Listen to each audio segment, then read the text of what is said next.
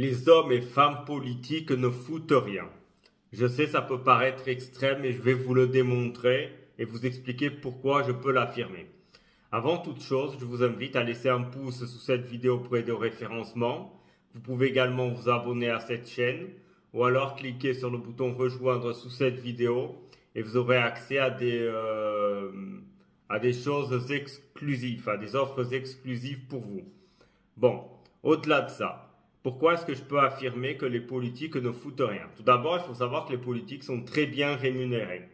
Entre leur salaire et les privilèges de la République, les faces de la République, qui en ces temps d'austérité peuvent, à raison, paraître indécents, eh bien en fait, entre leur salaire net plus ces différents privilèges, ils gagnent l'équivalent de 10-15 000 euros par mois.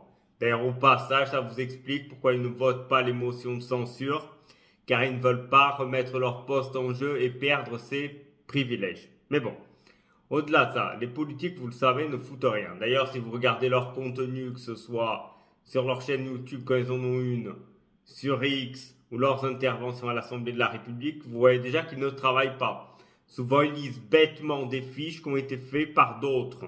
D'autres qui, évidemment, s'étant également bourgeoisés, ne foutent pas grand-chose non plus.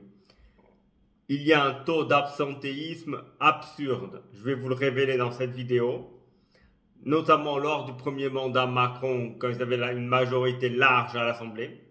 Il y a au moins 80 députés macronistes qui se sont pas rendus à l'Assemblée nationale pendant 2 ans. Oui, vous avez bien entendu.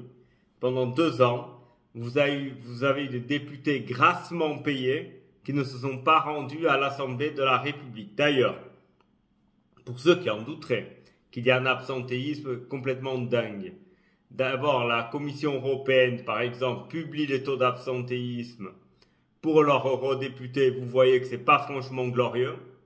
Au-delà de ça, si vous voulez une énième preuve, vous pouvez voir les extraits du discours de politique générale de Barnier, le nouveau Premier ministre, et vous remarquerez que les bancs de l'Assemblée sont semi-vides.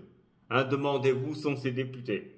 En fait, où sont-ils? Tout simplement, ils passent leur temps sur X à faire des publications à longueur et à longueur de journée. Et quand je vois cela, je me dis, putain, mais ces gens, ils devraient être en train de travailler, pas en train d'essayer de nous expliquer la vie alors qu'ils ne foutent rien. Les exemples les plus criants sont malheureusement pour eux les députés LFI tels que Léaumont et Bompard. Ils passent leur journée sur Twitter. Vous doutez bien que s'ils sont sur Twitter actuellement X, ils ne vont pas être à l'Assemblée en train de travailler. C'est logique. Quelque part, vous me direz, moi pendant que je suis ici en train de faire ces vidéos, je ne suis pas sur X. Voilà.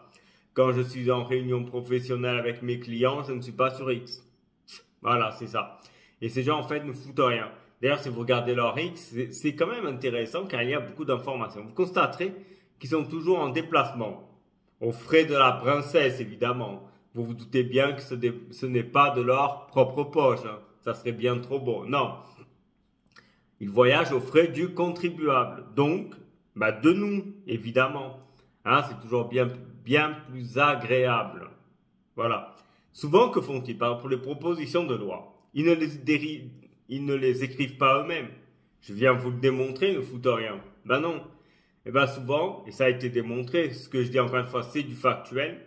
Vous avez des lois qui ont été proposées directement par les entreprises. En fait, les députés ont juste mis leur nom en dessous, ont signé, ils l'ont présenté comme si elle venait d'eux.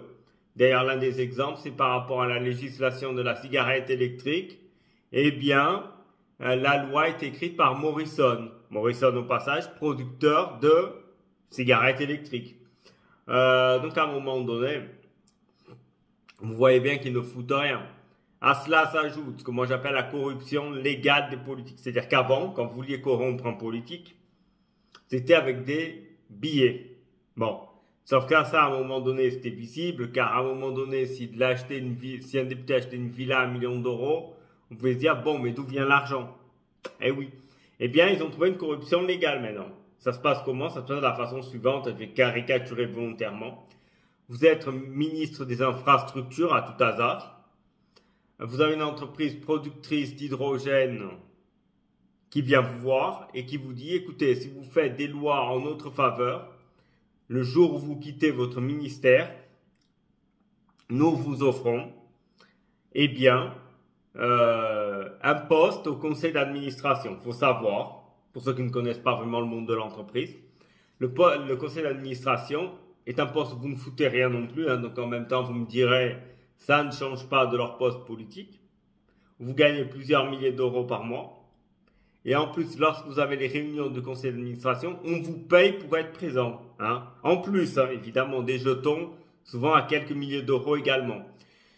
Donc, imaginez le scénario, c'est-à-dire vous qui avez un travail, vous rendre au travail votre obligation professionnelle sans laquelle vous êtes viré, eh bien, ces gens qui sont au conseil d'administration, ils sont payés pour se rendre au conseil d'administration. S'ils ne se rendent pas, ils gagnent leur salaire quand même. Hein. Vous voyez bien l'absurdité de la question. Donc en fait, là, j'ai juste fait une petite vidéo assez courte hein, pour vous démontrer que les politiques ne foutent rien de leur journée. Mais bon, ça n'a rien d'étonnant et c'est malheureux. Voilà. Merci à tous en tout cas de votre présence et à très bientôt.